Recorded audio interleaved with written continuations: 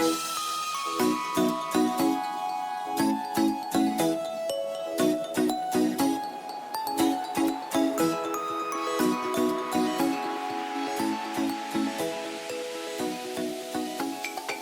hari ini kebetulan kita ada dempet jadwal. Yang semula saya juga membuka atau memberikan sosialisasi kepada KSB di Kelurahan Pasar Usang. Ini adalah program dari kami di BPBD Kes Bangpol, yaitu memberikan sosialisasi terhadap peranan KSB ke kelurahan-kelurahan. Kami sengaja mengadakan sosialisasi ini ke kelurahan supaya lebih tepat sasaran, sampai apa yang mau dimaksud, terus bisa menjaring kira-kira apa saja permasalahan-permasalahan yang ada di kelurahan saat ini. Namun dengan adanya acara ini, kami juga merasa ini sangat penting, Pak. Sebenarnya Satdinmas dengan KSB di kelurahan ini bisa bersinergi, bisa membantu.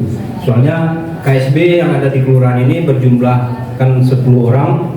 Sebenarnya kalau seandainya terjadi bencana, ini juga tidak akan sanggup, tidak akan tercover. Makanya KSB kelurahan ini bisa juga membentuk semacam relawan KSB. Jadi kami berharap mungkin yang tokoh-tokoh di masyarakat yang ada di kelurahan juga bisa berperan sebagai relawan-relawan KSB yang ada di kelurahan masing-masing. Nah, untuk itu kami merasa penting, merasa perlu hadir dalam acara kita. Kita lanjut kepada materi sesuai dengan judul. Yang pertama itu adalah kita menyampaikan apa sih itu bencana. Jadi bencana adalah peristiwa atau rangkaian peristiwa yang mengancam dan mengganggu kehidupan dan penghidupan yang masyarakat. Jadi yang dikatakan bencana itu adalah mengganggu kehidupan atau mengganggu penghidupan masyarakat. Jadi apabila suatu bencana terjadi, ini akan berpotensi untuk mengganggu ketentraman masyarakat atau mengganggu penghidupan masyarakat, ini bisa dikatakan ini kategori bencana. Contoh saja misalnya karena aktivitas misalnya erupsi Gunung Merapi, yang mana awal-awal tahun kemarin itu sering mengeluarkan asap. Secara ilmu alam, ini sebenarnya ini suatu hal yang biasa. Ini adalah aktivitas Gunung Merapi. Tetapi kalau seandainya sudah akan mengganggu penghidupan masyarakat, ini baru yang bisa dikatakan bencana. Tetapi kalau seandainya tidak akan mengganggu penghidupan masyarakat, mengganggu masyarakat sekitar, ini belum bisa kita katakan itu bencana. Ini baru hanya aktivitas dari alam. Nah, terus faktor-faktor alam yang disebabkan oleh baik itu oleh faktor alam atau faktor non alam maupun faktor manusia, sehingga mengakibatkan timbulnya korban jiwa manusia, kerusakan lingkungan, kerugian harta benda, dan dampak psikologis. Nah, ini yang kita sampaikan tadi. Kalau sudah mengganggu kepada korban jiwa, kerusakan lingkungan, kerugian harta, ini baru yang bisa kita katakan ini adalah bencana. Terus bencana ini ada faktor alam, faktor non alam, dan faktor manusia. Nah, apa yang dikatakan oleh bencana alam? Ini yang dikatakan adalah bencana alam adalah bencana yang diakibatkan oleh peristiwa atau serangkaian peristiwa yang disebabkan oleh alam, antara lain berupa gempa bumi, tsunami, gunung meletus, banjir, kekeringan, angin topan, dan longsor, dan sebagainya. Ini yang dikatakan bencana alam adalah yang rangkaian peristiwa yang disebabkan oleh alam.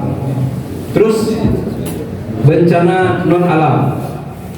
Bencana non alam adalah bencana yang diakibatkan oleh peristiwa atau rangkaian peristiwa non alam yang antara lain adalah gagal teknologi, gagal modernisasi, epidemi atau wabah penyakit.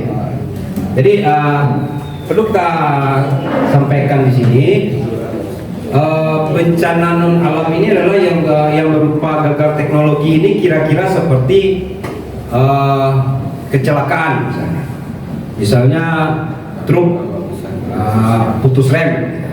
Ya, sama-sama kita ketahui daerah kita, ya terutama daerah tetangga sebenarnya yang di daerah Pasar Baa, ini sering sekali ini terjadi truk putus rem, gitu kan.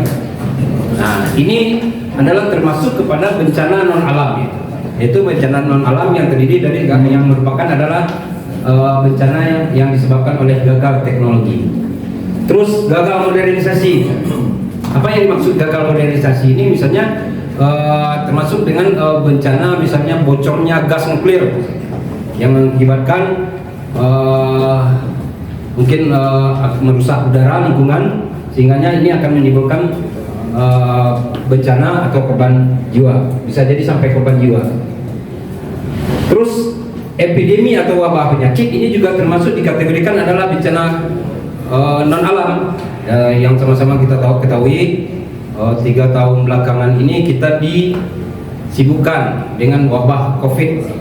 Ini termasuk adalah kategori bencana non alam. Terus selanjutnya bencana sosial.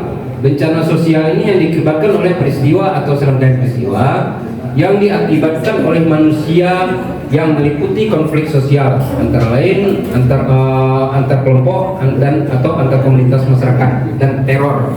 Ya, contohnya seperti perkelahian antar kampung, perkelahian antar suku atau tawuran, atau perkelahian antar agama, mungkin lintas agama misalnya. Nah, ini termasuk adalah dari bencana sosial. Bencana alam yang sering terjadi. Yang sering terjadi adalah yang pertama itu gempa bumi, yang kedua adalah erupsi Gunung Merapi, banjir. Sebenarnya kalau untuk Kota Padang Panjang kita tidak ada bahaya banjir, Bapak Ibu. Yang ada bagi kita yaitu adalah sebenarnya genangan. Ya, ini genangan ini mungkin disebabkan karena curah hujan yang cukup tinggi, atau drainase kita atau bandar kita yang kecil, sehingga tidak bisa menampung curah hujan yang cukup tinggi ini, mengakibatkan terjadinya genangan. Dalam waktu yang tidak berapa lama, pas hujan reda, genangan ini sudah kembali surut dan habis. Nah, cuma ini juga akan menimbulkan kerugian. Contohnya saja mungkin untuk kita di daerah Padang Panjang ini, contohnya mungkin kayak lokasi Petak Babak, gitu kan. Ini juga akan menimbulkan kerugian harta benda juga kadang-kadang, gitu kan. Bisa jadi mungkin TV-nya yang rusak gara-gara terendam banjir, atau mungkin kulkas mungkin, gitu kan. Nah, ini juga akan menimbulkan kerugian, gitu. Terus longsor, gitu kan. Nah, karena curah hujan yang cukup tinggi di Kota Padang Panjang, ada beberapa titik-titik tertentu yang menyebabkan yang diakibatkan hujan ini terjadinya longsor, gitu. Nah, itu contohnya mungkin di daerah-daerah Kampung Manggis, di daerah di dekat KPU kemarin terakhir ada longsor di situ kan, pada dia ya. Ini yang mengakibatkan kerugian harta benda. Lanjut. Ya, ini asas dalam penyelenggaraan penanggulangan bencana. Yang pertama adalah asas kemanusiaan. Ini adalah berkenaan dengan jiwa kerelawanan, sifat gotong royong, dan lain sebagainya. Terus yang kedua adalah asas keadilan, yaitu asas memberikan kepada yang berhak menerima. Terus yang selanjutnya kesamaan kedudukan dalam hukum dan pemerintah. Jadi dalam hal ini dalam penanggulangan bencana kita tidak boleh tebang pilih, kita tidak boleh membedakan antar sesama, apakah itu baik dari agama, suku, dan sebagainya. Terus selanjutnya keseimbangan, keselarasan, dan keserasian. Jadi dalam penyelenggaraan penanggulangan bencana ini harus seimbang, selaras, dan keserasian. Selanjutnya ketertiban dan kepastian hukum. Lanjut, kalian tunggu. Selanjutnya adalah azas kebersamaan. Dalam penyelenggaraan penanggulangan ini kita harus dituntut untuk kebersamaan. Kita yang ditonjolkan di sini adalah kemanusiaan kita, jiwa gotong royong kita, dan jiwa menolong sesama dari masyarakat kita atau manusia. Kemudian selanjutnya kelestarian budaya dan lingkungan hidup. Jadi dalam penyelenggaraan penanggulangan bencana juga perlu kita perhatikan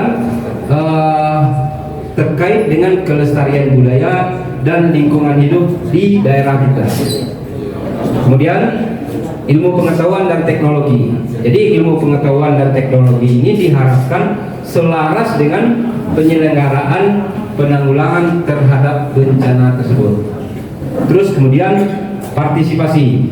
Jadi diharapkan kepada masyarakat semua, diharapkan adanya partisipasi dalam penanggulangan bencana yang terjadi di daerah kita atau di daerah sekitar kita. Prinsip-prinsip penyelenggaraan penanggulangan bencana. Yang pertama yaitu adalah cepat dan tepat. Jadi cepat saja kalau tidak tepat juga tidak ada artinya. Bisa jadi ini akan menimbulkan bencana yang lebih parah. Misalnya kalau penanggulangan bencana ini tidak cepat, bisa jadi contohnya misalnya akan korban jiwa misalnya. Bisa jadi dengan keterlambatan akan menimbulkan korban jiwa yang lebih banyak lagi. Kemudian prioritas. Prinsip prioritas ini adalah yang mendahulukan yang harusnya dahulu. Jangan karena ada faktor lain kita mendahulukan ini. Sebenarnya ini ada yang lebih membutuhkan, kan? Sehingganya tidak ada prinsip keadilan ya di penyelenggaraan penanggulangan kemiskinan ini. Terus prinsip penyelenggaraan yang selanjutnya adalah koordinasi dan keterpaduan. Selanjutnya berdaya guna dan berhasil guna. Jadi penyelenggaraan penanggulangan bencana ini harus ada kegunaannya, harus ada manfaatnya bagi masyarakat. Jangan nanti kita melakukan penyelenggaraan penanggulangan bencana tetapi tidak ada manfaatnya bagi masyarakat di sekitar bencana. Terus harus transparansi dan akuntabilitas.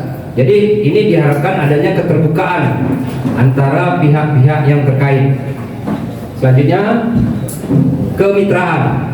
Nah, ini yang kita maksud tadi, sebenarnya dalam penanggulangan bencana ini tidak bisa diserahkan kepada instansi terkait saja.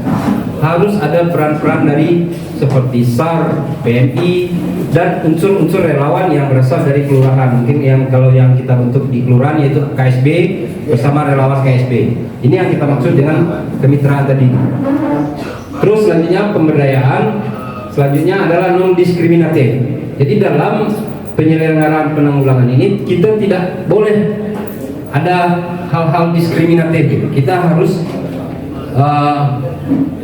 memberikan perlakuan yang sama kepada korban atau masyarakat yang terdampak dari bencana tersebut. Terus selanjutnya adalah non proletisi. Non proletisi ini adalah maksudnya adalah contohnya gini, kita tidak boleh memberikan bantuan kepada masyarakat itu ada iming-iming. Contohnya banyak kejadian mungkin dalam memberikan bantuan kepada daerah-daerah penanggulangan bencana ini ada unsur seperti dikasih bantuan nanti dirasupi dengan apakah itu faktor agama atau yang lainnya. Kemudian prinsip kerelawanan. Jadi ini yang dikatakan dengan yang kita maksud adalah prinsip kerelawanan ini adalah prinsip bersedia berkorban. Nah, jadi yang kita tahu, yang harus kita maklumi, kita sadari, yang namanya relawan ini Pak, ya mungkin bisa jadi banyak ruginya daripada untungnya. Kenapa? Setiap terjadi bencana, yang pasti saja ini kita akan meninggalkan keluarga, kita akan meninggalkan pekerjaan demi kemanusiaan. Jadi inilah yang dimaksud dengan prinsip kerelawanan tersebut. Terus selanjutnya adalah pengurangan risiko. Dalam penyelenggaraan penanggulangan ini adalah yang bertujuan untuk mengurangi risiko yang terjadi gitu. Jadi dengan adanya prinsip-prinsip penyelenggaraan bencana ini, dengan ilmu, dengan teori gitu kan, bagaimana caranya resiko-resiko yang akan terjadi ini bisa kita kurangi. Makanya kita perlu mempelajari mitigasi penanggulangan bencana. Terus kearifan lokal. Yang terakhir adalah membangun kembali yang lebih baik dan berkelanjutan gitu kan. Jadi diharapkan setelah terjadinya bencana kita dapat membangun kembali suasana atau kondisi yang lebih baik dan berkelanjutan. Selanjutnya. Terus selanjutnya adalah tujuan penyelenggaraan penanggulangan bencana. Yang pertama adalah memberikan perlindungan kepada masyarakat dari ancaman bencana. Jadi memberikan perlindungan ini bisa jadi kita menyiapkan tenda pengungsi misalnya, terus menyiapkan makanan siap saji, logistik misalnya, mungkin bisa jadi selimut, bisa jadi tempat misalnya seperti MCK misalnya, MCK darurat misalnya. Ini yang dikatakan yang perlindungan kepada masyarakat. Guru, terus menjamin ketenangan penanggulangan bencana secara terencana, terpadu, terkoordinir dan menyeluruh. Kemudian melindungi cagar budaya dan seluruh lingkungan alam berikut keanekaragaman hayati. Kemudian selanjutnya mengurangi kerentanan dan meningkatkan kapasitas masyarakat dalam menghadapi bencana. Selanjutnya membangun partisipasi kemitraan publik serta swasta. Jadi kita meminta adanya kerjasama antara mitra publik, baik itu dari kalangan swasta maupun dengan organisasi lainnya. Kemudian mendorong semangat gotong royong, kesetiakawanan dan kedermawanan. Selanjutnya menciptakan perdamaian dalam kehidupan bermasyarakat, berbangsa dan bernegara. Selanjutnya, ini faktor utama banyaknya korban, kerusakan dan kerugian yang timbul akibat bencana. Yaitu yang pertama yaitu masih kurangnya pemahaman kesadaran masyarakat serta pelaku pengelola sumber daya hayati dan lingkungan terhadap risiko bencana di wilayah kita masing-masing. Yang kedua adalah dukungan mitigasi struktural yang belum memadai. Mungkin salah satunya adalah struktur dari bangunan atau sosialisasi terhadap mitigasi bencana tersebut. Kemudian yang ketiga, kesadaran, kewaspadaan dan kesiapsiagaan dalam menghadapi bencana masih sangat kita rasakan sangat kurang. Lanjut. Nah, ini dari hasil survei yang di Jepang. Tetapi ini menjadi acuan bagi kita di Indonesia, bahwasanya dari hasil survei menunjukkan bahwa presentasi korban selamat disebabkan oleh evakuasi mandiri itu adalah sebesar 35%. Sementara yang diselamatkan oleh anggota keluarga itu berkisar 31,9%. Teman, tetangga atau daerah kawan sekitar itu adalah sekitar 28,1%. Ada yang orang lewat, misalnya orang yang kebetulan lewat menyelamatkan korban hanya sekitar 2,6%, dan tim SAR yang menyelamatkan korban itu hanya sebenarnya adalah sebesar 1,7%. Jadi berdasarkan hasil survei ini adalah yang menyelamatkan diri itu yang lebih besar persentasenya. Jadi bukan korban selamat itu bukan berdasarkan tim SAR atau yang lainnya yang menyelamatkan, tetapi adalah evakuasi atau penyelamatan mandiri ini yang lebih besar sebenarnya, yang selamat seandainya terjadi bencana. Lanjut. Ini mungkin latihan ini mungkin bisa nanti lain waktu kita sampaikan, karena keterbatasan waktu. Kita sudahi dengan wabillahi taufiq wal hidayah. Wassalamualaikum warahmatullahi wabarakatuh.